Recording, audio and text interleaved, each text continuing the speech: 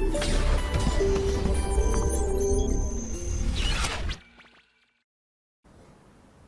Students, तो हम discuss कर रहे थे ऊष्मागतिकी की प्रॉब्लम्स, उसके क्वेश्चंस डिस्कस कर रहे थे। ऊष्मागतिकी के प्रथम नियम के कुछ क्वेश्चंस कर रहे थे।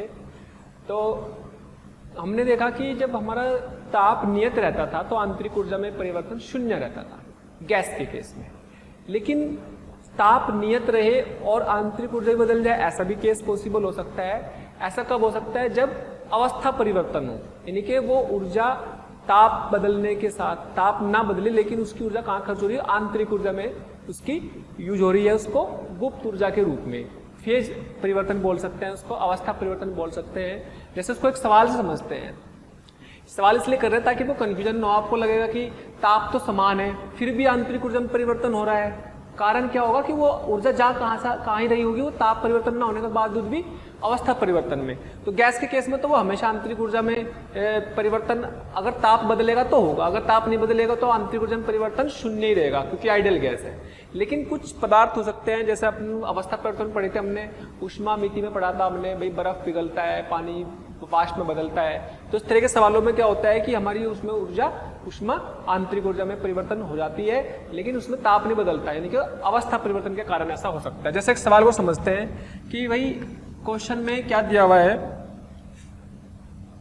कि 1 ग्राम पानी है, 1 ग्राम पानी क्या बोला? भाप में बदल गया, भाप में बदल गया। 1 ग्राम पानी भाप में बदल गया। नियत दाब 1 एटमॉस्फेयर पर, 1 एटमॉस्फेयर दाब पर वो उसमें बदल गया, ठीक है। जिससे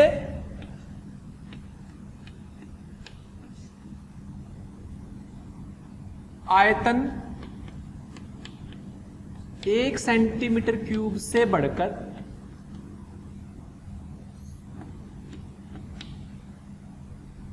1671 सेंटीमीटर क्यूब हो गया, है ना। अब हीट ऑफ वेपराइजेशन, वाष्पन की गुप्त ऊष्मा दे रखी है 540 कैलोरी पर ग्राम, है ना। ये होती है भाप की गुप्त ऊष्मा। तो पहला सवाल क्या पूछा? कार्य बताना जूल में। कार्य फेज कह सकते हो अवस्था परिवर्तन के लिए, अवस्था परिवर्तन के लिए परिवर्तन में कार्य जूल में। तो कार्य का तो वही है दाब इंटू आयतन में परिवर्तन। और दूसरा क्या पूछा है बेटे? आंतरिक ऊर्जा में परिवर्तन, आंतरिक ऊर्जा में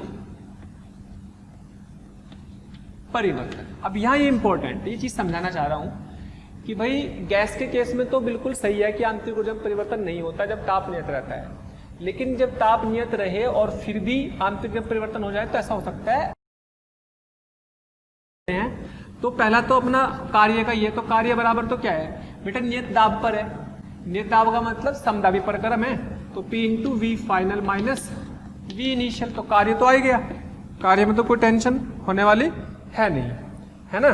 तो कार्य के लिए तो क्या करेंगे? 1.01 10 की पावर 6 1 एटमॉस्फेयर का मतलब ये हुआ। और बेटे 1671 माइनस 1, और ये सेंटीमीटर क्यूब में है तो मीटर क्यूब में बदल लेंगे इसको। मीटर क्यूब में बदलेंगे तो कितना आएगा? तो सेंटीमीटर क्यूब में ऐसा कर लो, 5 लिख लो, ये 5। और 1 सेंटीमीटर क्यूब जो होता है वो होता है 10 की पावर -6 मीटर क्यूब, है ना। तो यहाँ 10 की पावर कितना आ जाएगा सेंटीमीटर क्यूब? ये 1 एटमॉस्फेयर था, 1.01 10 की पावर 5 न्यूटन पर मीटर स्क्वायर। और वॉल्यूम आ गया चेंज, 1671 -1 सेंटीमीटर क्यूब इंटू 10 की पावर -6।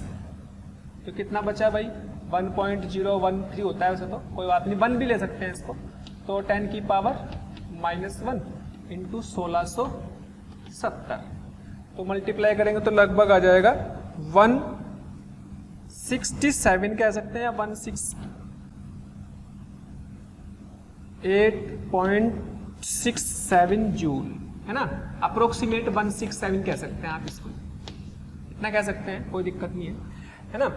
कुल मिला के वर्क तो हमारा वही है तरीका जो निकाल रहे थे, लेकिन आंतरिक ऊर्जा में परिवर्तन, जब हमने उसको ऊष्मा दी तो उसकी पानी से भाप में बदल गया, पानी से भाप में बदल गया, तो उसका मतलब दी गई ऊष्मा गुप्त ऊष्मा में चली गई, और जो गुप्त ऊष्मा में चली गई तो कितनी ऊष्मा दी गई, dQ बराबर ml लगा देंगे। द्रव्यमान कितना, 1 ग्राम, और बेटे कितनी 540, तो 540 कैलोरी। इसे क्या जूल में बदल सकते हैं हम, यस, 540 इंटू 4.2 ये जूल में आ गई। बेटे सॉल्व करने पर आ जाएगी 2268 जूल, है ना। और बेटे dQ बराबर क्या होती है, dW प्लस du।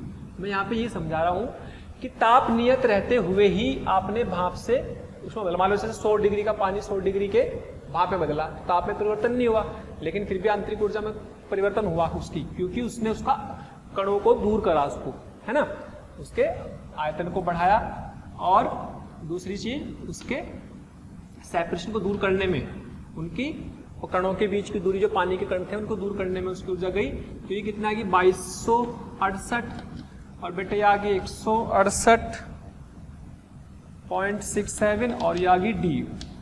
तो DU बराबर आ गया है आपके पास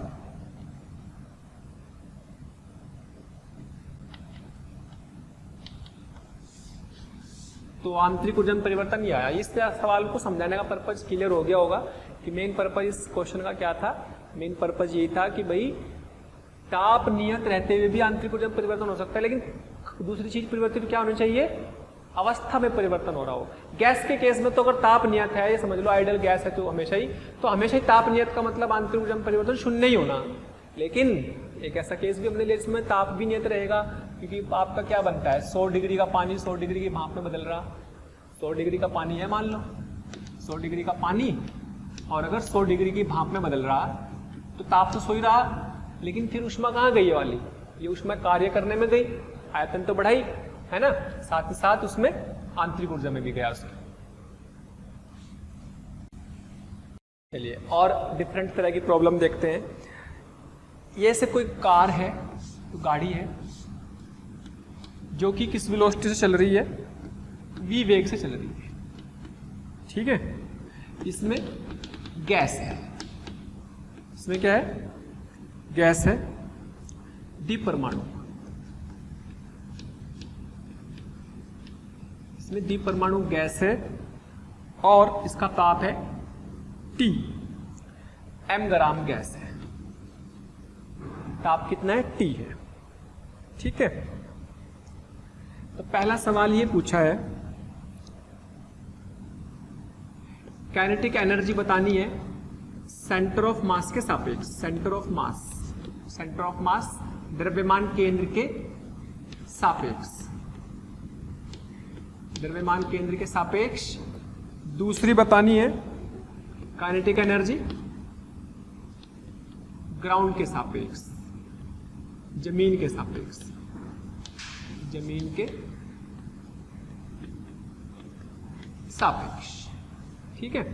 तो सॉल्यूशन में सबसे पहले भाई सेंटर ऑफ मास के सापेक्ष बता रहे तो इसमें बैठ गए, तो उसके इसमें बैठ गए, तो उसकी गतिज ऊर्जा तो ये वाली तो शून्य हो गई, हाफ mv² तो रहेगी नहीं, लेकिन कौन सी ऊर्जा है, गैस के अणुओं की ताप पर ऊर्जा है, तो गतिज ऊर्जा कितनी आ गई यहाँ पर, क्योंकि गैस कैसी द्विपरमाणु है, द्विपरमाणु हो गई, तो यहाँ पर डिग्री ऑफ फ्रीडम कितनी आ गई 5, इसकी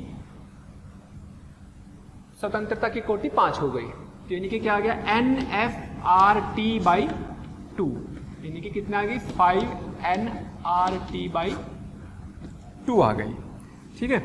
इसके m ग्राम गैस है और n मोल्स ले लो। दूसरा पार्ट जमीन के रेस्पेक्ट में तो एक तो इसका ताप इसकी यही, दूसरी इसके पास ये वाली ऊर्जा भी है, तो ये किसके सापेक्ष आई, सेंटर ऑफ मास के का सापेक्ष, सेंटर ऑफ मास द्रव्यमान केंद्र के सापेक्ष आई। ये आंसर तो इसके सापेक्ष है। और ये वाला आपके किसके सापेक्ष आ जाएगा, ग्राउंड के, जमीन के सापेक्ष, है ना, kinetic energy with respect to ground के सापेक्ष। तो ये कितनी आएगी बेटे, ये आएगी एक तो NF/T/2 प्लस हाफ mv²। ठीक है, तो बस F की value 5N/RT/2 plus half mv², answer. ठीक, जब आप सेंटर ऑफ मास से बैठ जाएंगे तो वेग तो शून्य हो जाएगा, तो इसलिए क्रिया आएगी। अगर जमीन पे से देखेंगे तो एक वाली ऊर्जा भी जुड़ जाएगी, कॉमन सी बात है। ठीक है, अब इसी तरीके का एक सवाल मैं आपसे पूछता हूँ, बिल्कुल सेम ऐसे ही है। इसने क्या बोला कि एक इंसुलेटेड एक बिल्कुल ऐसा बॉक्स है, ठीक है, बॉक्स है, कैसा है, अचालक बॉक्स है, मतलब इसमें से कुछ भी बाहर नहीं आ जा सकता, है ना। तो m ग्राम की गैस है, m द्रव्यमान है गैस का, m द्रव्यमान है और एक परमाणु है, एक परमाणु गैस है, किसी वेग v से चल रही है, वेग v से चल रही है। ठीक है, अचानक, शब्द पे ध्यान दें, अचानक रोक देने पर ताप में परिवर्तन ज्ञात करना है। सॉल्यूशन पर आओ, बहुत सिंपल सी बात है बेटे। इसके पास इसके किसी ताप में कितना परिवर्तन हुआ, कुछ तो ताप होगा, लेकिन जैसे रोक देंगे तो गतिज ऊर्जा तुरंत खत्म हो जाएगी, तो जाएगी कहाँ, क्योंकि ऊर्जा तो संरक्षित है। तो वो गतिज ऊर्जा इसके गैस के अणुओं का ताप बढ़ाने में, उसकी आंतरिक ऊर्जा में स्टोर हो जाएगी। इसका मतलब ये हुआ कि भाई इसके आंतरिक ऊर्जा में अगर स्टोर हो जाएगी, ताप तो कैसा है, ये आयतन तो कैसा है, नियत आयतन, तो आयतन फिक्स है, नियत है। ठीक है, आयतन नियत है, तो सारी ऊर्जा कहां चली गई, इसके आंतरिक ऊर्जा में। तो क्या लिखेंगे, हाफ mv² किस में कन्वर्ट हो गई, आंतरिक ऊर्जा में, आंतरिक ऊर्जा में बढ़ जाएगी। तो क्या लिखेंगे, NCV/dt। तो मुझे ये dt निकालना है, ताप में परिवर्तन। ठीक है,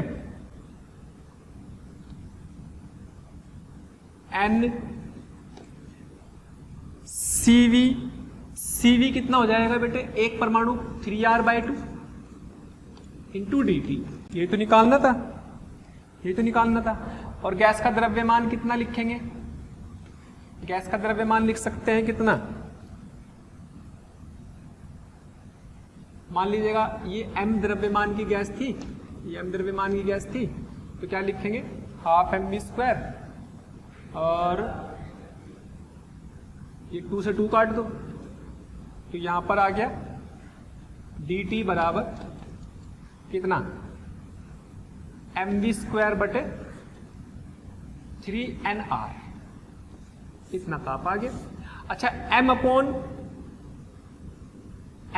अगर इसका अणुभार दे दूं, अगर अणुभार कैपिटल M दे दूं तो क्या होगा, यही आंसर को ऐसे भी लिखा जा सकता है। अगर अणुभार दे देंगे तो मास अपॉन मोलों की संख्या, तो mv²/3²। वो डिपेंड करेगा कि उसने उसका द्रव्यमान दे रखा है या अणुभार दिया हुआ है, जैसे भी उसने दिया होगा उसी के हिसाब से उसका आंसर लिख देंगे। ओके, तो इसका ताप में परिवर्तन आया और इसकी आंतरिक ऊर्जा में बढ़ा देगा। ये क्या करेगा, ये इसकी आंतरिक ऊर्जा बढ़ा देगा, क्योंकि ऊर्जा कहां गई, हाफ mv², आंतरिक ऊर्जा में। चलो जी, अब मिश्रण की समस्या, मिश्रण के क्वेश्चन, मिश्रण के प्रश्न। मिश्रण के कुछ क्वेश्चंस होंगे जिनमें गैसों को मिश्रित कर देते हैं जिससे कि, तो मिश्रण के कुछ प्रश्न लेंगे। जैसे कि मान लीजिए क्वेश्चन पहला ले लिया कि भाई किसी भी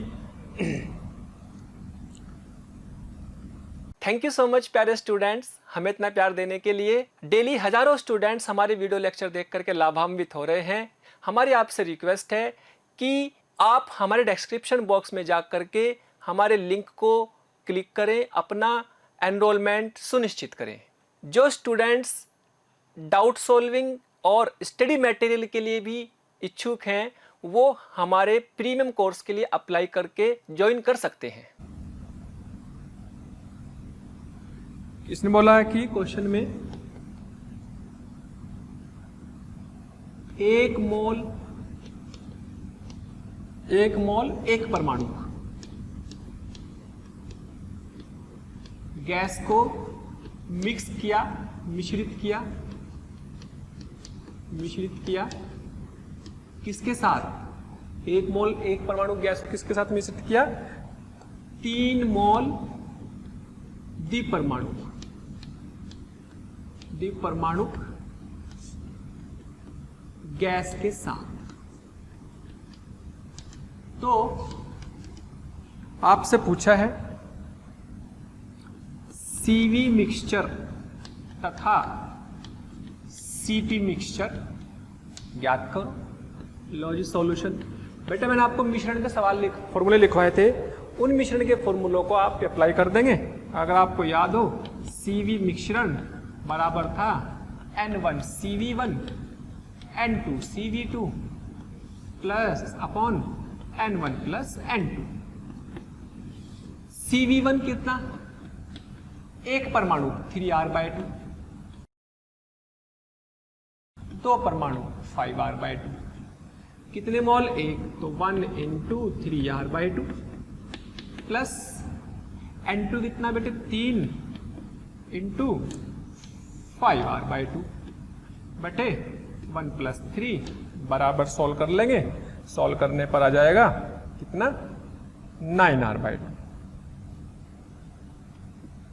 और CP मिक्स बराबर CV मिक्स प्लस R, ये पढ़ा था हमने, तो इसमें R जोड़ देंगे। 9R/2 प्लस R तो 11R/2। आंसर ये आ गया। ठीक, एक और देखो। एक गैस बंद बर्तन में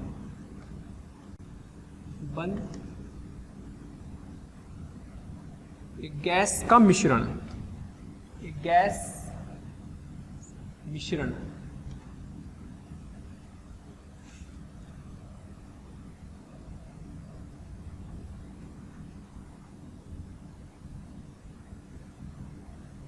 एक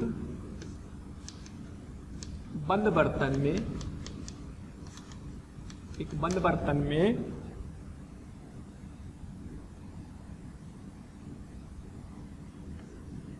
1 ग्राम मोल गैस A,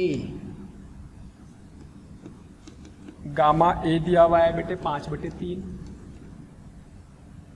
मिश्रित की गई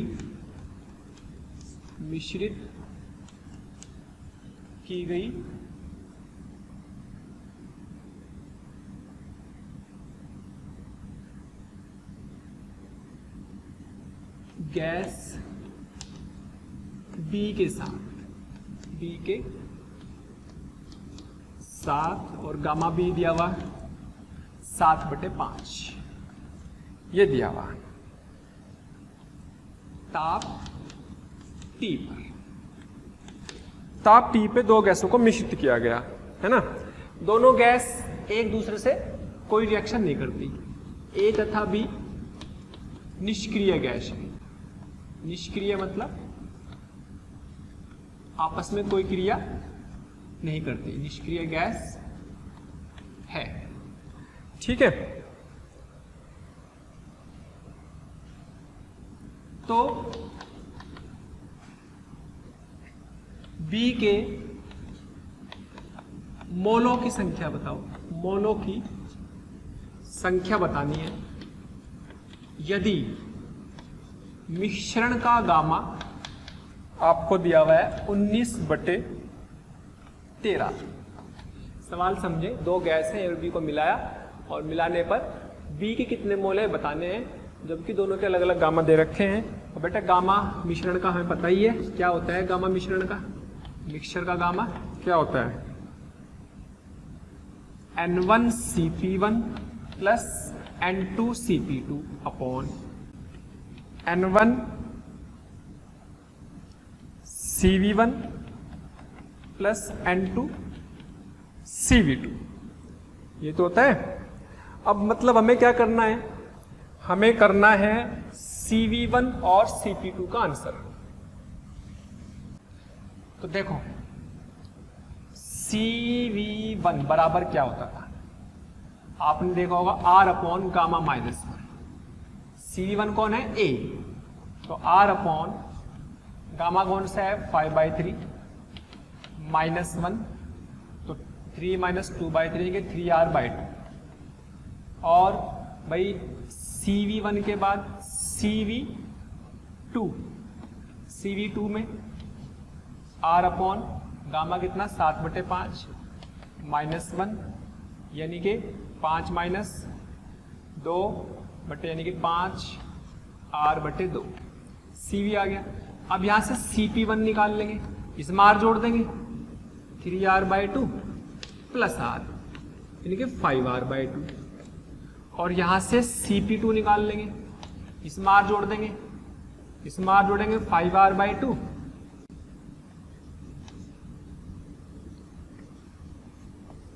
plus R, that is 7R/2। तो आगे सब N1 दे रखा, N2 निकालना, सब दे रखा, तो रखो वैल्यू बस। गामा मिक्स कितना है, गामा मिक्सचर की वैल्यू 19/13। N1 1 है, Cp1 5R/2 plus N 7R/2 plus 1 3R/2 plus N 5R/2। Okay, अब इसमें बहुत ध्यान दो, तो R/2 तो कॉमन लेके कट जाएगा, बचेगा क्या 5 plus 7N/3 plus 5N। Multiply कर लो, 19 दिया 57, 95, N बराबर 65 प्लस 91 N। जोड़ लेंगे, इसमें से 4N बचेंगे, ये उधर जाएगा तो कितने बच गए 8, तो N बराबर आ गया 8/4 2, यानी कि B के 2 मोल मिला है इसमें। तो इस तरीके से हम मिश्रण के सवालों को कर सकते हैं, कोई बहुत मुश्किल काम नहीं है। ओके, और देखो जी इसी तरीके का सवाल होगा। सवाल में कह रहा है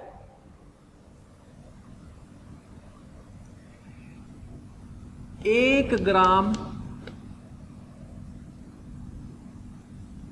हाइड्रोजन तथा 1 ग्राम हीलियम के गैसीय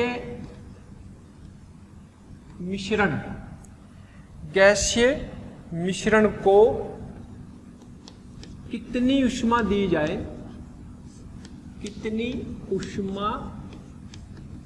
जाए, ताकि ताप 0 डिग्री से 100 डिग्री तक हो जाए। ए नियत आयतन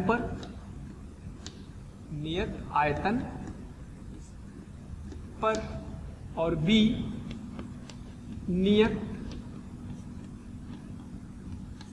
दाब पर। दो केस हैं, और बेटा आर की वैल्यू वैसे तो आपको पता ही कितनी होती है, लेकिन 2 कैलोरी पर मोल पर केल्विन दे रखी, कैलोरी में दे दी, कोई दिक्कत नहीं है ना। और ये भी दिया हुआ है कि CV ऑफ हाइड्रोजन 5R/2 डायऑटोमेटिक है ना भाई, द्विपरमाणु का तो ये होती है। और CV of He, CV of He ये भी दिया हुआ है। ये कितना दिया हुआ है भाई, 3R/2 होनी भी चाहिए, यही एक परमाणु है ना हीलियम। तो ये सब डेटा दे दिया। अब सॉल्यूशन देखो क्या है। सॉल्यूशन में बेटे आपसे ऊष्मा पूछी कितनी, दो तरीके के हैं। पहले भाग में dQ बराबर क्या होता है, du प्लस dw। आयतन क्या होगा, 0। आयतन में चेंज 0 होगा तो वर्क 0 होगा। तो जो ऊष्मा होगी वो क्या हो जाएगी, du के बराबर। आंतरिक ऊर्जा में परिवर्तन हुआ, इसका मतलब ऊष्मा कहाँ गई, उसकी आंतरिक ऊर्जा बढ़ाने में, क्योंकि नियत आयतन पर। पहला भाग कैसा है, नियत आयतन पर। तो नियत आयतन का मतलब NCV/dt। तो NCV/dt लगा दो बस। तो N बेटा इसमें N लगाने के लिए अपने को क्या चाहिए, टोटल नंबर ऑफ मोल चाहिए, और CV भी कौन सा चाहिएगा, N टोटल, और CV भी कौन सा, मिक्सचर वाला, क्योंकि मिश्रित कर दिया, dt। ये तो होगा। तो पहले तो मोल निकाल लेते हैं। N1 कितने, N1 अगर N1 की बात करें हाइड्रोजन के लिए तो कितने हैं बेटे, 1 ग्राम, द्रव्यमान 1 ग्राम। और ये कितना होता है, 2 होता है हाइड्रोजन गैस के लिए। इसका मोलिकुलर मास कितना होगा हाइड्रोजन गैस का, 2। और N2 कितना है भाई, N2 कितना है, 1 ग्राम। और हीलियम का क्या होता है, 4। तो N1 प्लस N2 कितना आ गया, N1 प्लस N2 कितना आ गया, N टोटल कितना, 1/2 प्लस 1/4 कितना आ गया भाई, 4, 2 और 1, 3/4। 3/4 तो N तो ये आ गया। लेकिन अभी क्या चाहिए, CV मिक्सचर। CV मिक्सचर हमने अभी निकालना सीखा। N1 CV1 plus N2 CV2 upon N1 plus N2। निकाल दो जी, 1/2 CV1 ये दे रखा 5R/2 प्लस 1/4 कितना, 3R/2 बटे कितना, 3/4। टोटल तो N1 प्लस N2 3/4 आ चुका है। तो सोल्व करो जी, सोल्व करो। सोल्व करने पर क्या आएगा, CV मिक्सचर को सोल्व करने पर आ जाएगा 13R/6। 13R/6 आ जाएगा। रख दो। तो dQ भाग A की बात हो रही। N कितना, 3/4। CV मिक्सचर कितना, 13R/6। और बेटे डेल्टा T कितना, 100 - 0। 100 - 0। अब इसे केल्विन में ले लो, डिग्री सेल्सियस में ले लो, किसी में मान लो, अंतर पे कोई फर्क पड़ने वाला नहीं है भाई। अगर से डिग्री, चूंकि जब अंतर होता है तो डिग्री सेल्सियस में भी अंतर और केल्विन में भी अंतर समान होता है, ठीक है। तो 3 दूनी 6, तो 13R/8 × 100। अच्छा, अब इसमें R की वैल्यू दे रखी कैलोरी के हिसाब से, तो आंसर भी किस में आएगा, कैलोरी में आएगा। लो जी, 13/8 × 2 × 100 बराबर कितना आ जाएगा, 2 चौक 8, 4 से काटा 25 आएगा।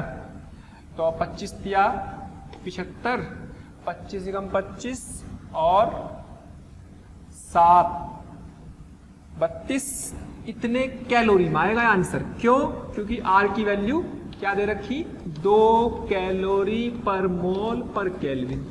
और ध्यान रखना ये केल्विन में कन्वर्ट करोगे तो भी यही आंसर रहेगा, अंतर में कोई फर्क पड़ने वाला नहीं है, ठीक है। तो इसमें अगर आप इसको 100 में भी 273 जोड़ोगे, इसमें भी 273 जोड़ोगे, तो घटा के 273 तो कट ही जाएगा, तो अंतर तो 100 ही बचेगा। तो इसलिए इसकी यूनिट में कोई चेंज करने की जरूरत नहीं है ना। अच्छा, ये तो एक पार्ट हो गया हमारा पहला वाला, ये तो पहला वाला पार्ट हो गया।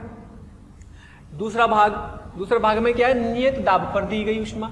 नियत दाब पर दी गई तो बी भाग करते हैं। बी भाग में क्या करना है भाई, यही नियम लगाएंगे, यही नियम लगाएंगे तो क्या चेंज होगा। अब नियत दाब पे तो कार्य भी होता है, नियत दाब पे तो कार्य भी होगा, तो नियत दाब पे कार्य कितना होगा, ये तो होगा NCV/dt और ये कितना होगा NR/dt। तो N टोटल वाले आएंगे, CV भी मिक्सचर वाली आएगी, है ना, N टोटल वाला और CV मिक्सचर वाली dt, और यहां पर भी N टोटल वाला कुल और R dt। अच्छा ये तो हम निकाल ही चुके, ये तो हम निकाल चुके। NR dt की बात और कर लेते हैं, बस NR dt की बात और करनी और उसमें जोड़ देंगे, ठीक है।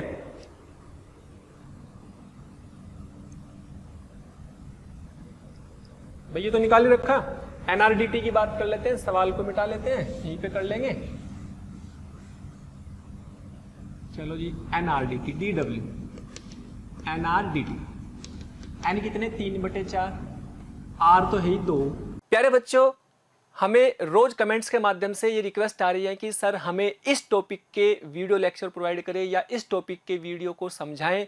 तो मेरी आपसे रिक्वेस्ट है कि आप हमारे चैनल पर जाकर के सब्सक्राइब करें और बेल आइकन को हिट करें, ताकि जो भी वीडियो लेक्चर हमने डाले हुए हैं उसके नोटिफिकेशन आपसे मिस ना हो। मैं ऐसा इसलिए कह रहा हूं क्योंकि हमने ज़्यादातर वीडियो लेक्चर को ऑलरेडी अपने चैनल पर डाला हुआ है, तो जिस लेक्चर की आप डिमांड कर रहे हैं वो लेक्चर आपको पॉसिबली वहां पर मिल जाएंगे। कैलोरी भी निकाल लेंगे ना, क्योंकि भी कैलोरी में आया। dt कितना बेटे, वही 100 - 0, 2 दूनी 4, 2 से काटेंगे तो 50 आएगा, ऐसे कर लो, 3/2 × 100 तो 50, यानी कि 150 कैलोरी, इतने कैलोरी वर्क हुआ, 150 कैलोरी वर्क हुआ। तो यहां जोड़ देंगे, इसमें जोड़ के कितना आएगा, dq बराबर 375 + 150 बराबर 5, 5 और 7 12 का 2 का असली को लगा 1, 3 और 1 4 और 1 5, 525 कैलोरी उसमें, 500 नहीं, 3 और 1 4, 425, 0 5 आ गया, 5 और 7 ये कितने आई थी, 25 आया था, ये 25 आया था ना, तो ये कितने आ गई, 75 आ गया, 5 और 7, 2 7 आ गया, 4 आ गई, 3 और 1 4 आ गया। ओके, तो ये हमारा बी पार्ट हो गया, बी पार्ट में इतनी कैलोरी ऊष्मा। अच्छा, इसको निकालने का एक तरीका और भी है, आप इसको ऐसे भी कर सकते हैं। एक सेकंड मेथड बताता हूँ, सेकंड मेथड। सेकंड मेथड क्या है भाई, हमने ये डी क्यू किस पे निकाली, कांस्टेंट दाब पर, तो NCP/dt से भी निकाल सकते थे इसको, है ना, NCP/dt से भी निकाल सकते थे, ठीक है। NCP/dt से करने के लिए क्या करना, ये भी मिक्सचर वाली है ना। अगर आप CP मिक्सचर के निकालोगे तो CP मिक्सचर क्या होगी, इसमें R जोड़ देंगे बस, 13R/6 + R, तो 6 और 3 19, R/6 हो जाएगा। CP मिक्स की भी जरूरत पड़ेगी, तो अगर इसकी बात करें तो ये कितना आता, 3/4, और ये कितना है 19 R/6, और ये कितना है ताप में परिवर्तन 100, तो भाई 4 से काट लो, 4 से काटा 25 आया, 3 दूनी 6 और 19 इंटू R की वैल्यू 2 रख लो, कैलोरी में आंसर आ जाएगा, 202 कटा 25 निम्मा 225, हासिल को लगे 22, 25 से कम 25, 25 से कम 25 और 22 कितने, 25 से कम 25 और 22 47,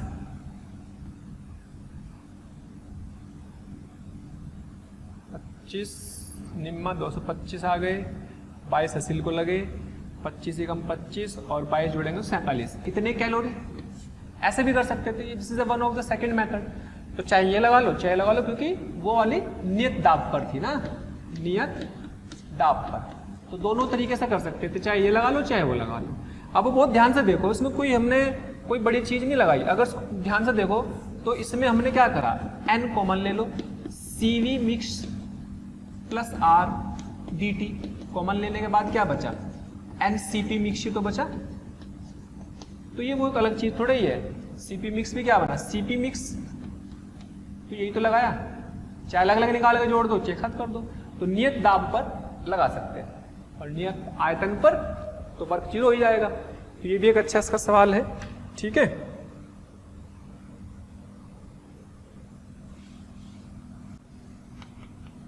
नेक्स्ट सवाल देखते हैं। अगले क्वेश्चन में दिया हुआ है कि भाई नाइट्रोजन है किसी बंद बर्तन में, किसी बंद बर्तन में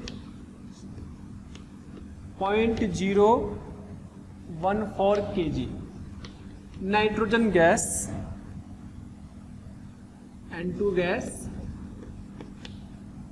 27 डिग्री सेल्सियस पर है। ठीक है, तो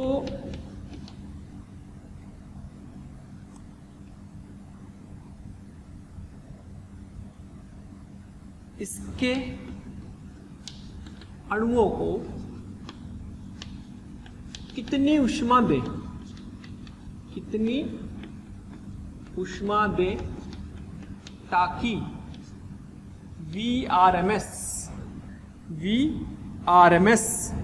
रूट मीन स्क्वायर VRMS चाल दुगनी हो जाए, दुगनी हो जाए।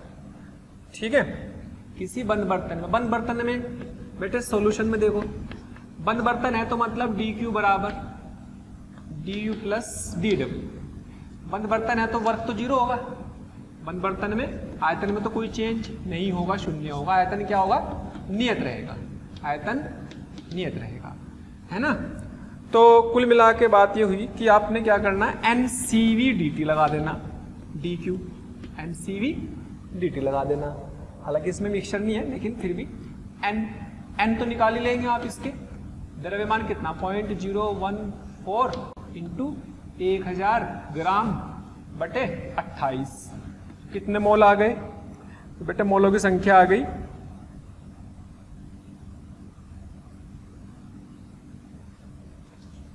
1 2 तोड़ गई तो 14 दूनी 28, 1/2 मोल आ गए, 1/2 मोलों की संख्या आ गई। Cv द्विपरमाणु गैस है तो द्विपरमाणु के लिए 5R/2। ताप में अंतर, ऊष्मा दी तो ताप तो बदल जाएगा, पहले तो कितना था इतना। तो ताप में बेटा आपने पढ़ा होगा VRMS समानुपाती होती है √T के, तो VRMS 1 बटे VRMS 2 बराबर √T1 बटे T2। और T1 कितना 27 डिग्री सेल्सियस मतलब 300 केल्विन। केल्विन में यूज होता है ये वाला हमेशा ही। ठीक है, तो ये स्पीड V थी, इसको क्या कर दिया, डबल कर दिया, और ये 300 था तो ताप कितना हो गया T2 छम छम, 1/4 स्क्वायर कर देंगे दोनों तरफ का, 300 बटे T2, और T2 बराबर आ जाएगा 1200 केल्विन ताप इसका हो चुका होगा। यानी कि अब हमें यहाँ पे ताप की दिक्कत भी नहीं है, ये 1/2, ये 5R/2 और ये dt कितना 1200 माइनस 300, 1200 माइनस 300 आ गया।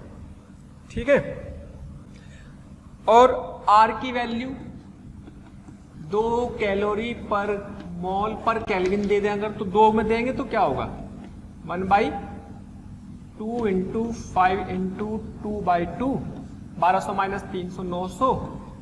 भाई कैलोरी में दे रखा तो आंसर कैलोरी में आएगा, बस इतना अंतर है। ठीक है, तो 2 से ही भी कट जाएगा, 450 गुना 5 कर देना है तो कितना आएगा भाई 5 0 0 5 5 25, हासिल को लगे 2 5 चौक 20 और 2 22। आज यूनिट क्या आएगी, कैलोरी यूनिट आ जाएगी। भाई अगर से जूल में बदलोगे तो 4.2 से मल्टीप्लाई करते हैं ना, तो 4.2 से मल्टीप्लाई करें कितना जाएगा 8.4, तो ये तो होता है 8.3 8.4 जूल पर में से ना, तो इसलिए ये वाला ये आ गया। क्लियर,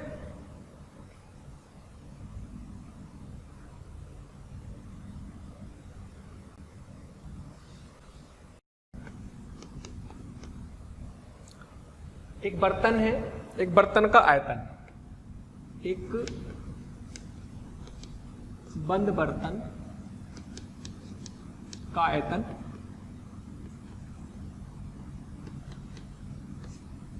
दे रखा है बेटे 0.2 मीटर क्यूब।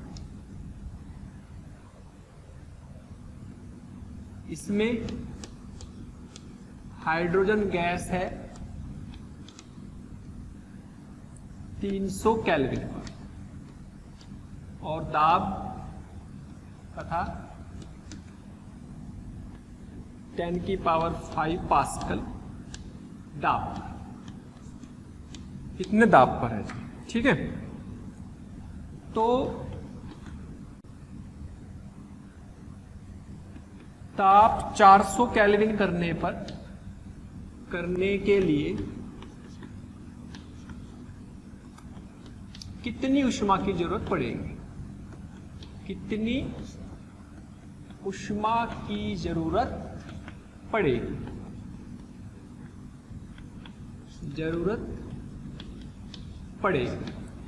कितनी ऊष्मा की जरूरत पड़ेगी ये पूछा हुआ है।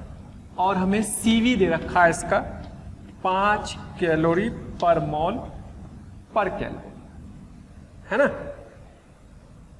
तो बस सॉल्यूशन में तो कोई दिक्कत आने वाली बात है नहीं भाई। क्या पूछी? ऊष्मा dQ बराबर N, ये dQ बराबर du plus dW।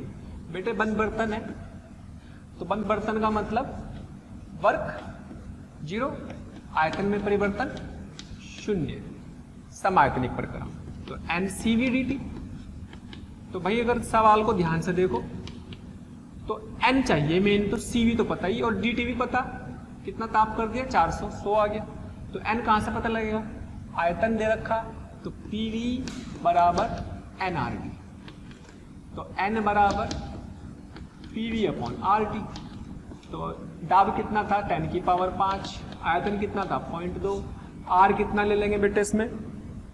8.31 standard value है, तो T कितना ले लेंगे बेटे? 300 केल्विन। तो इसको N को सोल्व कर लेंगे, लगभग आ जाएगा 8 मोल्स N आ जाएगा। और बस यहाँ रखो N की वैल्यू कितनी? 8, CV कितना?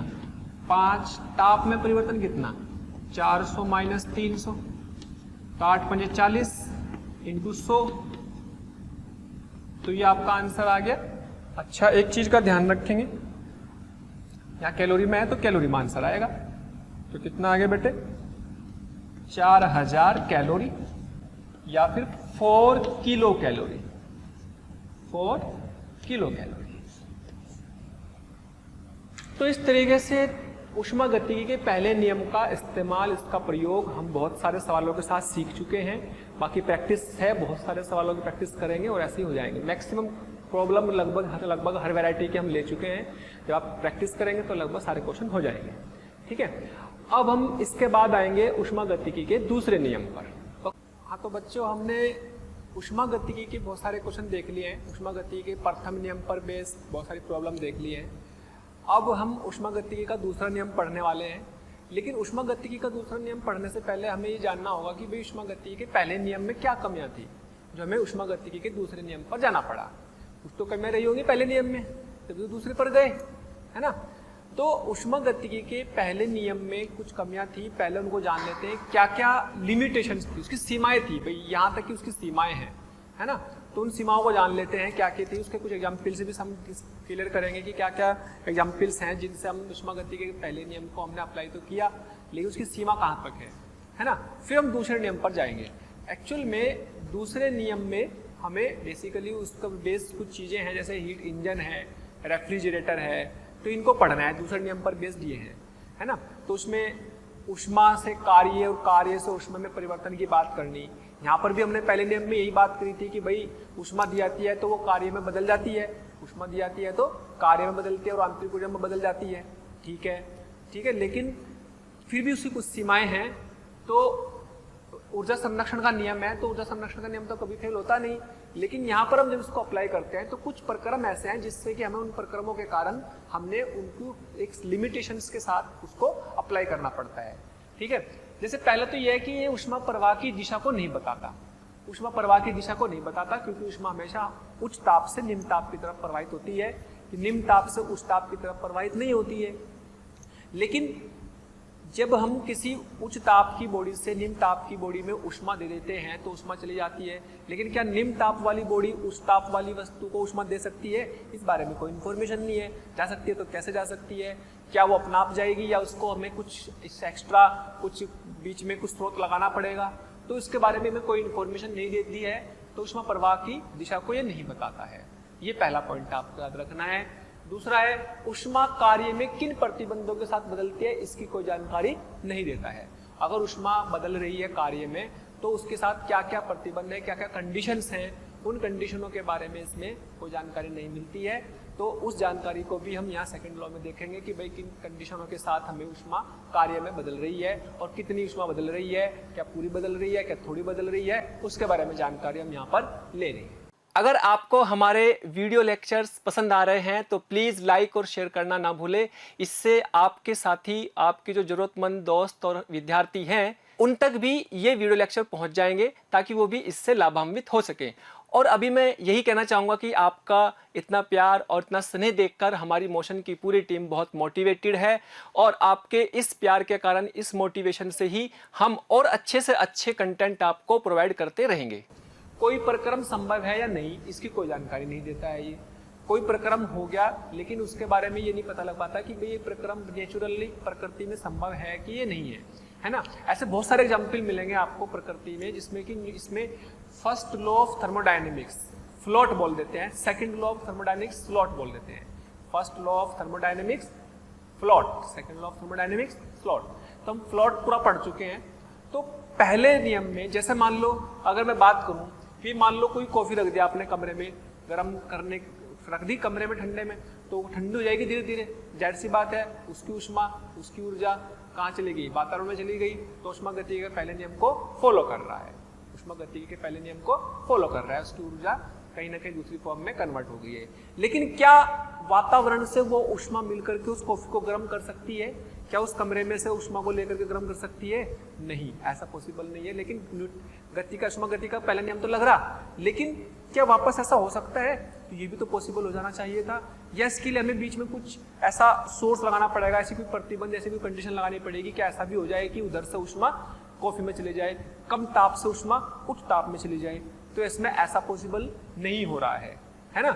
ठीक है, दो वस्तु हैं, अगर एक 0 डिग्री सेल्सियस पे, एक 100 डिग्री सेल्सियस पे, दोनों को हमने मिलाया तो मान लो उनका ताप 50 हो गया, उनका ताप 50 हो गया दोनों का।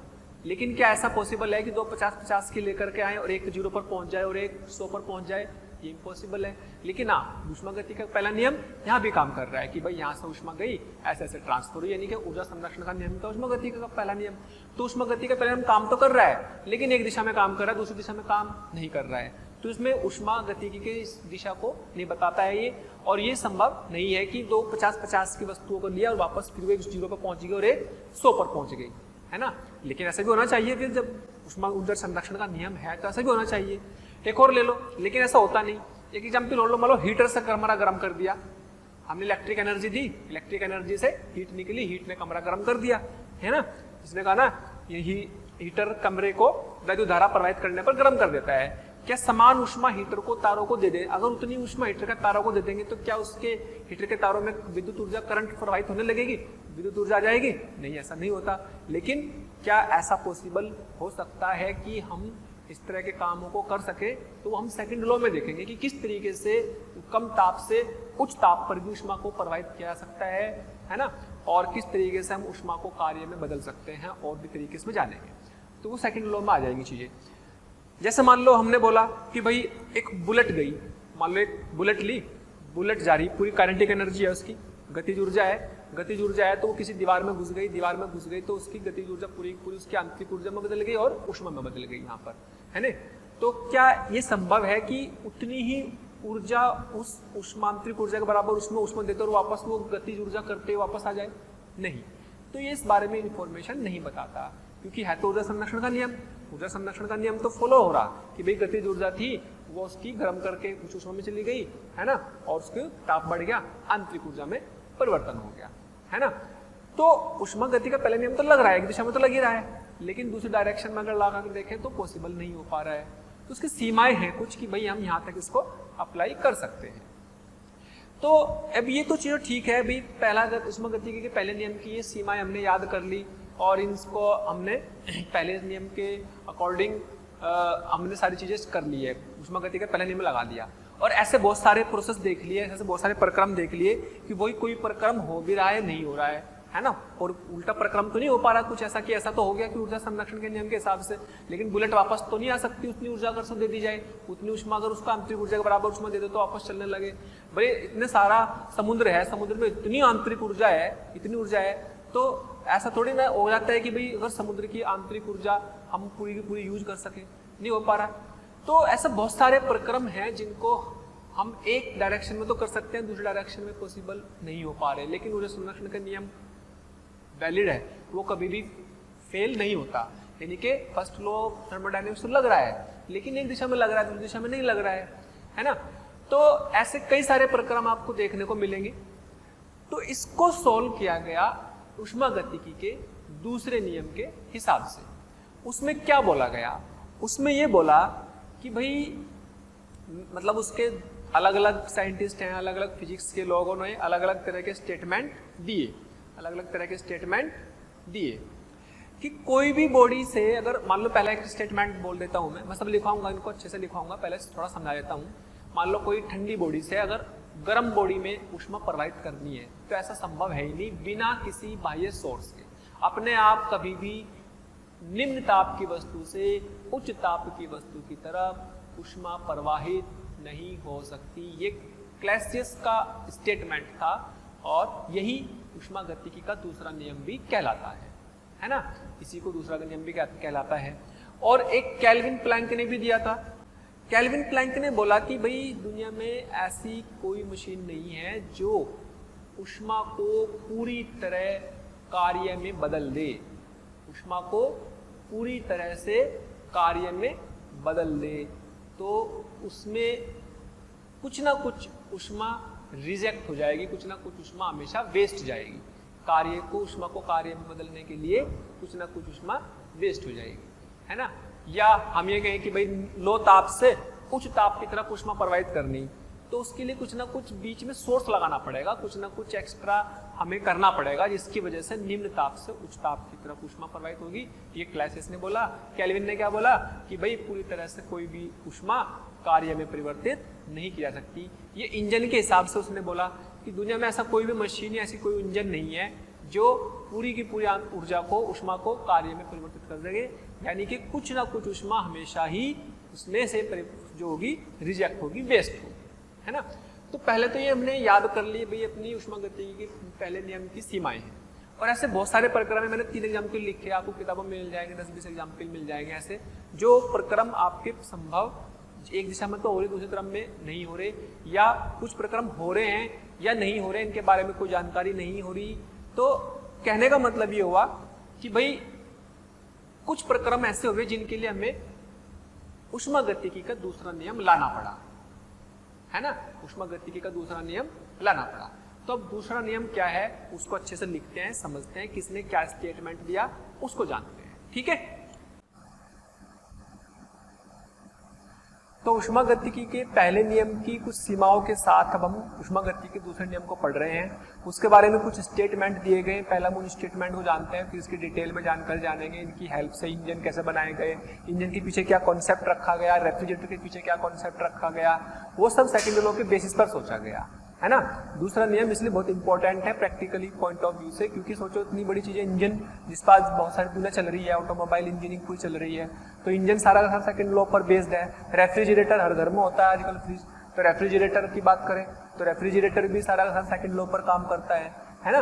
तो उसके जो नियम दिए गए पहले वो नियम याद रखते हैं, स्टेटमेंट आता है, रट लेना है, समझ लेना है, लेकिन उसके आगे की जो कहानी है वो हम डिटेल में डिस्कशन करेंगे, उसके बारे में जानेंगे कि भाई क्या कंसेप्ट सोचा गया। सोचो कितना बड़ा वाइड रीजन है ये इंजन पढ़ना या रेफ्रिजरेटर पढ़ना, इसके ऊपर पूरी की पूरी मैकेनिकल इंजीनियरिंग है, फिर 4-4 साल लग जाते हैं पढ़ते हुए इनके बारे में, जब जाके पूरे इंजीनियर बनते हैं इंजनों के इनके बारे में। तो यहाँ पे तो बस हमें क्या है कि बेसिक प्रिंसिपल और बेसिक आइडिया क्या है, कंसेप्ट क्या सोचा, अच्छा ये कंसेप्ट है जिसके पीछे हमें इंजन के बारे में सोचना है, या रेफ्रिजरेटर के पीछे बेसिक लॉजिक ये है। तो बेसिक कंसेप्ट समझने हैं हमें, है ना, पूरी इंजीनियरिंग में जाना है ना, पूरी की पूरी जो है ये नहीं सोचना कि पूरी मेडिकल साइंस क्या लग रही है इसमें या पूरी इंजीनियरिंग साइंस क्या लग रही है इसमें। तो हमें को तो सिर्फ से कंसेप्ट समझना है, ठीक। मेडिकल वालों के लिए तो फिर भी चलो सिर्फ छोटी से काम चल जाएगा, थोड़ा सा समझ लेंगे इसको, लेकिन इंजीनियरिंग वालों को क्या है पूरा का पूरा कंसेप्ट इसलिए भी समझना कि आप आगे कोई इंजीनियरिंग में पढ़ता है तो इंजीनियरिंग में क्या करेगा वो आगे इसके बारे में पूरी की पूरी डिटेल पढ़ सकता है अगर मैकेनिकल ब्रांच लेता है तो इसलिए अपने को जितनी जरूरत है उतना पढ़ना है, जितना मैं बताऊंगा उतने को समझना है। ओके, तो इसमें पहला जो केल्विन प्लैंक ने स्टेटमेंट दिया, उसने बोला कि भाई चक्रीय प्रक्रम में प्रयुक्त इंजन द्वारा, इंजन कोई मशीन मान लो फिलहाल, तो इंजन कोई चक्रीय प्रक्रम में है जिसमें ऊष्मा कार्य की बात की जाएगी, ऊष्मा कार्य की चेंज की बात की जाएगी। तो चक्रीय प्रक्रम में प्रयुक्त इंजन द्वारा यह संभव ही नहीं है कि किसी स्रोत से ऊष्मा को पूरी तरह कार्य में बदल सके। इसने बोला कि किसी स्रोत से ऊष्मा निकालो, उसको पूरी तरह से कार्य में कन्वर्ट कर लो, यह संभव ही नहीं है। ऊष्मा की जो ऊष्मा इंजन होते हैं, हीट इंजन होते हैं, जो हम पढ़ेंगे अभी अच्छी डिटेल में पढ़ेंगे थोड़ा सा, तो उन इंजन जो काम करते हैं उनमें यही होता है कि ऊष्मा लेते हैं और ऊष्मा निकालते हैं किसी स्रोत से, और उस स्रोत से ऊष्मा को निकाल करके वर्क कराते हैं। वर्क क्या कराते हैं, टायरों को घुमाते हैं, वर्क ये तो कराते हैं, पिस्टन के साथ टायर लगा देते हैं, टायर घूमते हैं, लेकिन 100% ऊष्मा ऊर्जा, उसमें ऊर्जा कार्य में नहीं बदलती। आप देखते हो गाड़ी गर्म हो जाती है, कार गर्म हो जाती है, या इस जो एटमॉस्फेयर में वातावरण में कुछ हीट हम रिजेक्ट कर देते हैं, कुछ हीट को हम स्थानांतरित करते हैं किसमें, वातावरण में। तो हमेशा ही जितनी ऊष्मा निकाली वो पूरी पूरी कार्य में नहीं बदलती, बल्कि कुछ ऊष्मा हमेशा ही क्या हो जाती है, कुछ ऊष्मा हमेशा ही रिजेक्ट करते हैं, वेस्ट करते हैं, वो हमेशा ही हमें निकालनी ही पड़ती है। तो सिंक बोलते हैं जिसमें हम किसी चीज को वेस्ट डालते हैं, सिंक होते हैं, जैसे किचन में होता है सिंक होता है ना, कोई भी जो है अपना बर्तन साफ किए वो सिंक में चला गया सारा कचरा। तो सिंक यानी कि यहाँ पर सिंक क्या है, निम्न ताप वाला एरिया, जहाँ सिंक क्या है यहाँ पर इंजन में निम्न ताप वाली जगह, जिसमें हमने जो है उच्च ताप वाली ऊष्मा से निकाल करके वर्क करवाया, और वर्क करा करके पूरी ऊष्मा नहीं बदली, कुछ ऊष्मा हमें वेस्ट जाएगी। अगर सारी की सारी बदल जाए तो उसे बोलते हैं परफेक्ट हीट इंजन, आदर्श, बिल्कुल पूरी की पूरी ऊष्मा कार्य बदल गई, जो कि संभव ही नहीं है, दुनिया में ऐसा इंजन बनना असंभव है। ये मैथमेटिकली हम उसका फॉर्मूला भी निकालेंगे जिससे पता लगेगा अच्छा ये तो संभव ही नहीं है ना। तो इसी बात को ऐसे भी बोल सकते हैं कि संपूर्ण ऊष्मा को कार्य में बदलना संभव ही नहीं है, अर्थात आदर्श ऊष्मा इंजन बनाना संभव नहीं है जो कि पूरी ऊष्मा को कार्य में बदल दे, ऐसा ऊष्मा इंजन बनाना संभव ही नहीं है। तो ये पहला स्टेटमेंट केल्विन प्लैंक ने दे दिया, और इसी को हमने क्या मान लिया, second law of thermodynamics, slot बोल देते हैं भाई। एक तो पहला क्या था, जीरोथ लॉ ऑफ थर्मोडायनेमिक्स, जलॉट, फर्स्ट लॉ ऑफ थर्मोडायनेमिक्स फ्लॉट, second law of thermodynamics slot, ऐसे याद रख लो शॉर्ट में, ठीक। फिर यही स्टेटमेंट एक और थोड़ा क्लैसियस ने बोला कि भाई ऊष्मा कभी भी निम्न ताप की वस्तु से उच्च ताप की वस्तु से अपने आप प्रवाहित नहीं हो सकती, उसके लिए कुछ बाह्य ऊर्जा, बाह्य स्रोत हमें लगाना पड़ेगा अगर आपको ऐसा करना है। क्योंकि भाई हमने अगर ऊष्मा कोई प्रवाहित की तो उधर संरक्षित है तो इधर से इधर भी जानी चाहिए, हाई ताप से लो पे गई तो लो से हाई पे भी जानी चाहिए, ये तो उधर संरक्षण का नियम है। तो पहला नियम तो चलो काम कर रहा था, लेकिन दिशा की बात हमारी गड़बड़ हो गई। तो इसने कहा कि अगर ऐसा करना है कि ऊष्मा निम्न ताप की वस्तु से उच्च ताप की वस्तु में स्वयं प्रवाहित नहीं हो सकती, उसके लिए ऐसी कोई मशीन संभव ही नहीं है जो ऊष्मा को निम्न ताप की वस्तु से उच्च ताप की वस्तु में बिना किसी बाह्य स्रोत के उस ऊष्मा को स्थानांतरित कर सके, है ना। जो है निम्न ताप की वस्तु से उच्च ताप की वस्तु में ऊष्मा को बिना किसी बाह्य स्रोत के ऊष्मा को स्थानांतरित कर सके, दुनिया में ऐसी कोई मशीन नहीं है। उसके लिए कुछ ना कुछ बाहर से हमें कुछ एक्स्ट्रा करना पड़ेगा, कुछ ना कुछ, जिसकी वजह से वो क्या करना पड़ेगा हम जानेंगे, है ना। भाई जनरली इंजन की बात करें तो इंजन में तो क्या होता है, मैं शॉर्ट में बता देता हूँ। इंजन में क्या होता है कि उच्च ताप से ऊष्मा निकाल करके उससे वर्क कराते हैं, लेकिन पूरी ऊष्मा नहीं बदलती, कुछ ऊष्मा रिजेक्ट हो जाती है, तो इंजन का काम होता है। इसे हम पढ़ेंगे अच्छे से, ये तो इंजन का काम होता है। इंजन में क्या होता है, कुछ ताप की सोर्स स्रोत से ऊष्मा निकाल करके वर्क कराते हैं, लेकिन कुछ ऊष्मा रिजेक्ट हो जाती है, पूरी तरह से ऊष्मा कन्वर्ट नहीं हो जाती है। इसलिए 100% एफिशिएंसी, 100% दक्षता का इंजन बनाना संभव नहीं होता। लेकिन रेफ्रिजरेटर में क्या होता है, उल्टा होता है। रेफ्रिजरेटर में क्या होता है, निम्न ताप की वस्तु से ऊष्मा उच्च ताप की वस्तु तक प्रवाहित करते हैं, इसलिए ये वाला स्टेटमेंट भी काम आएगा। उसके लिए भी हमें एक्स्ट्रा कुछ एफर्ट्स करने पड़ते हैं, कुछ ना कुछ वर्क करना पड़ता है, जिसकी वजह से निम्न ताप से ऊष्मा उच्च ताप में प्रवाहित हो जाती है और चीजें ठंडी हो जाती हैं। निम्न ताप में से ऊष्मा निकाल लेंगे तो ठंडा हो जाएगा, यानी कि रेफ्रिजरेटर इस पे बेस काम करेगा, इंजन इस पर बेस काम करेगा, है ना। तो अब ये तो हमने सिर्फ स्टेटमेंट है याद रखने, इनकी मैथमेटिकल फॉर्म क्या होगी, किस तरीके से ये काम करते हैं, इनके क्या क्या न्यूमेरिकल्स होंगे, वो सारे जानेंगे अच्छे से डिटेल में, है ना।